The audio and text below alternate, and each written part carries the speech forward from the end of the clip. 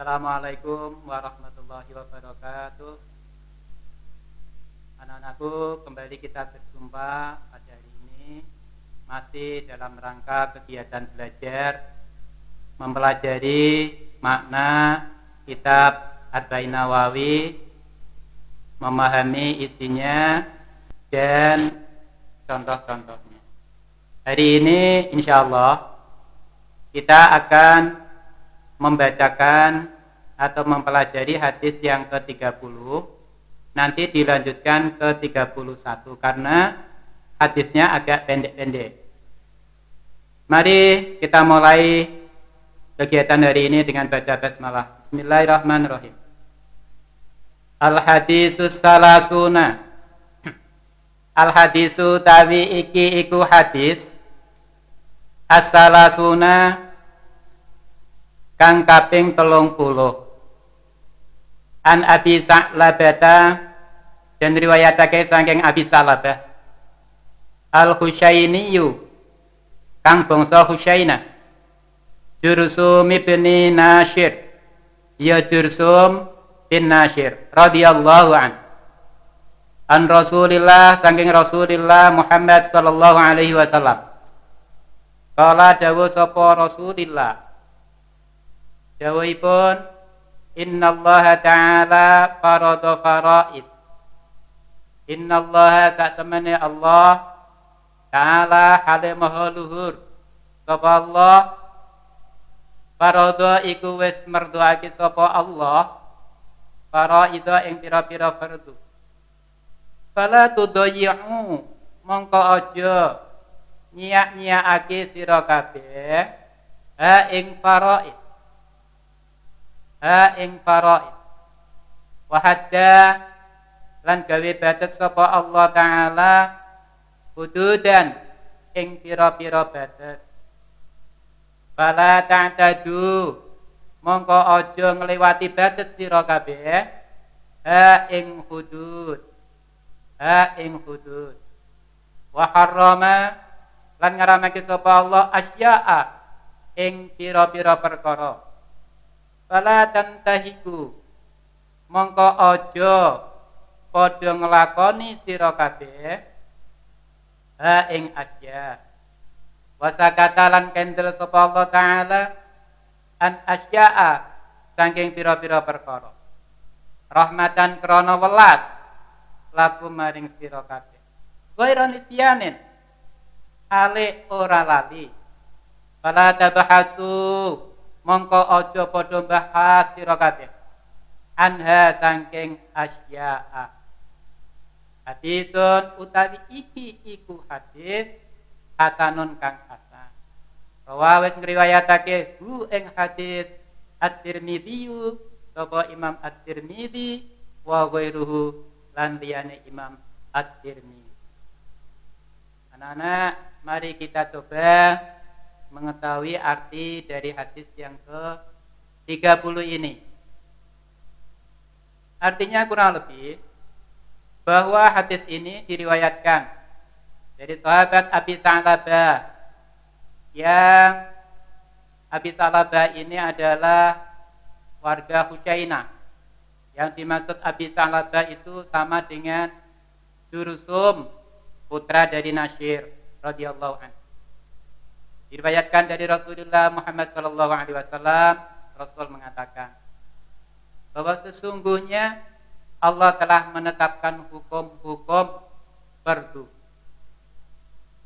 Maka itu kita tidak boleh menyanyiakannya. Kita tidak boleh tidak melaksanakan yang dihukumi fardu itu.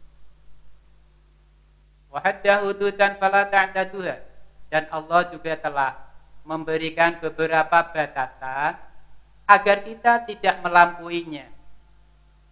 Wa harrama asya fala tantahikuha, dan Allah telah menetapkan hukum haram terhadap beberapa hal, dan janganlah itu kita melanggarnya atau kita melakukannya. Wasakata an asya, tetapi ada hal-hal yang Allah tidak menetapkan hukum. Allah diam. Karena apa Allah diam? Ternyata maksudnya adalah rahmatan lakum. ini sebagai apa ya? Sebagai rasa kasih sayang terhadap makhluknya. Sehingga tidak boleh hal ini kita bahas-bahas, kita bincang-bincangkan. Kenapa Allah tidak menetapkan hukum ini? Kenapa? Tidak perlu. Fala tabhasu Anda. Jangan kita bahas. Penjelasannya adalah demikian anak-anak. Jadi kita sebagai orang Islam, kita tahu bahwa kita diciptakan oleh Allah Subhanahu wa taala agar kita beribadah kepada Allah Subhanahu wa taala. Kita menuruti perintahnya. Maka kita harus sesuaikan perbuatan kita terhadap apa yang telah ditetapkan hukumnya oleh Allah Subhanahu wa taala. Kalau hukumnya fardu, maka kita laksanakan. Apa contohnya? Misalnya salat.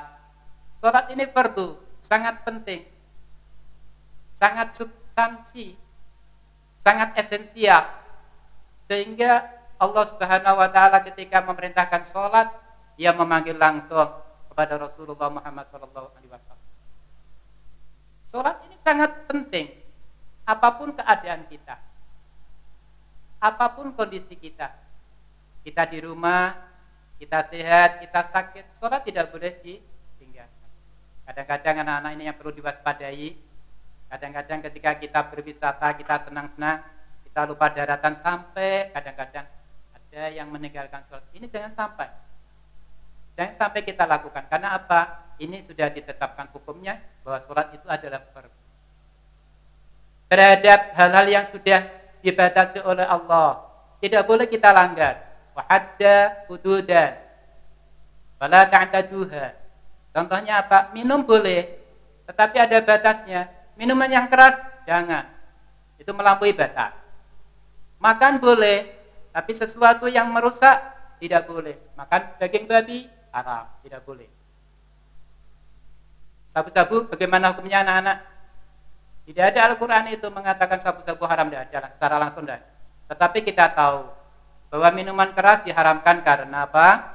Karena merusak akal. Maka kalau seseorang makan atau menelan, ya menggunakan sabu-sabu, ganja, narkoba dan sebagainya, itu merusak akal, merusak dirinya. Maka ini juga hukumnya tidak boleh, harus dijauhi. Karena agama Islam itu melindungi akal, melindungi badan. Kemudian Allah juga mengharamkan segala hal yang memang sudah ditetapkan hukumnya haram. Untuk itu jangan sampai kita melakukan hal itu. Demikian kurang lebihnya isi dan penjelasan hadis yang ke-30. Sangat singkat. Semoga kita bisa memahami, walaupun singkat, ini bisa kita laksanakan dengan sebaik-baiknya. Mari kita lanjutkan hadis yang ke-31. Bismillahirrahmanirrahim. Al-hadisul hadi. Utawi iki iku hadis al-hadi kang kaping 1 wasalasuna lan 30. Ini hadis yang ke-31. An Abil Abbas, diriwayatake saking Abil Abbas, Sahli bin Sa'dis Sa'idi.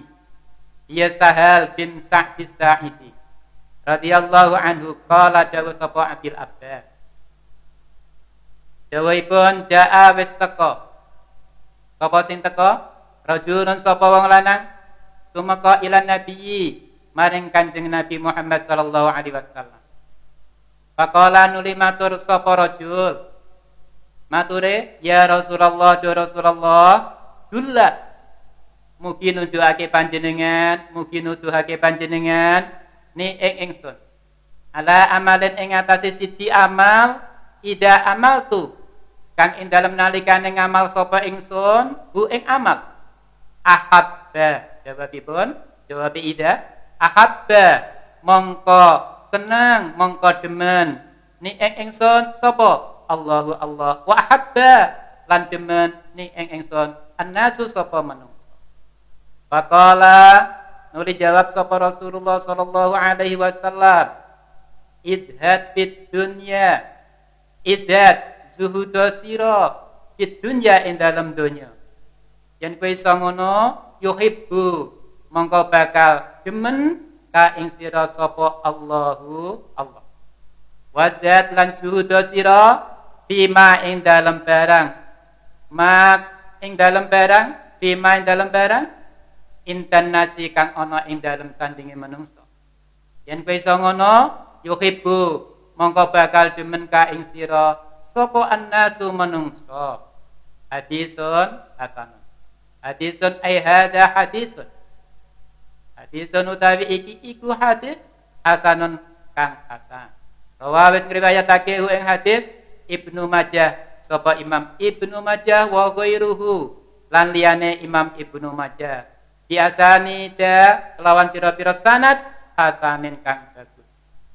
Anak-anak, maknanya sudah, mari kita coba memahami kandungan ini. Hadis yang ke-31. Hadis ini diriwayatkan oleh sahabat yang bernama Abil Abbas. Nama lainnya adalah Sahal, putra dari Sa'd Sa'idi radhiyallahu an. Beliau mengatakan, telah datang seseorang. Seseorang ini tidak diketahui namanya karena rajulun ini sifatnya nakirah. Rajulun ini isim nakirah, umum. Tidak diketahui siapa itu. Nanti kalau pengen tahu ya dipelajari dalam syarah. Seseorang telah menghadap Rasul. Kemudian orang itu mengatakan, wahai Rasul, tunjukkan saya amal yang apabila saya melakukan amal itu Allah cinta, manusia cinta. Apa resepnya Rasul? Bahwa kalau saya berbuat Allah suka, manusia suka. Apa itu? Faqala izzat fid dunya. Rasul menjawab pertanyaan itu dengan mengatakan izzat fid dunya. Kamu bersikaplah zuhud dalam kehidupan dunia ini. Anak-anak, zuhud, istilah zuhud ini mungkin banyak artinya, tapi di sini bisa cukup sederhana dimaknai membenci dunia. Artinya bukan kita menjauhi dunia, bukan. Karena dunia ini diciptakan sebagai sarana menuju kebahagiaan akhirat.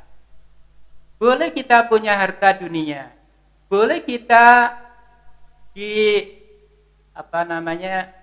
dilingkupi oleh harta dunia, tetapi hati kita tidak sampai bergantung kepada dunia. Kecintaan kita terhadap dunia itu tidak sampai mengalahkan kecintaan kita kepada Allah Subhanahu wa taala. Karena dunia ini fana. Ya. Kalau kita bisa menempatkan dunia pada tempatnya seperti itu, maka Allah suka, manusia juga suka. Karena dengan zuhud terhadap dunia, kita tidak akan iri terhadap harta benda milik orang lain. Anak-anak, ada sedikit contoh, sedikit kisah yang perlu kita dengarkan tentang sikap zuhud ini. Anak-anak, di lingkungan kita mungkin banyak kiai, banyak ulama yang kadang-kadang kehidupannya itu kaya raya, punya banyak harta benda. Kemudian ada santri yang mengkritiknya. Ya, jadi ada seorang ulama kaya raya, punya santri banyak. Salah satu santrinya mengkritik begini. Itu Pak Kiai kok kaya? Katanya beliau menyuruh zuhud. Dia sendiri kok hartanya banyak. Anak-anak jangan keliru. Ketika Kiai itu mendengar seperti itu, kemudian Kiai itu mengajak santri tersebut untuk mengajari tentang sikap zuhud. Dia diajak pergi sambil menaiki dilman atau doka. Sambil diperintahkan dengan memegang gelas yang isinya air, penuh air. Ya, gelas itu penuh dengan air. Kemudian diajak berjalan. Nah, ketika sampai di tujuan, anak santri itu ditanya, anakku, apakah air yang kamu pegang, gelas yang kamu pegang itu airnya tumpah?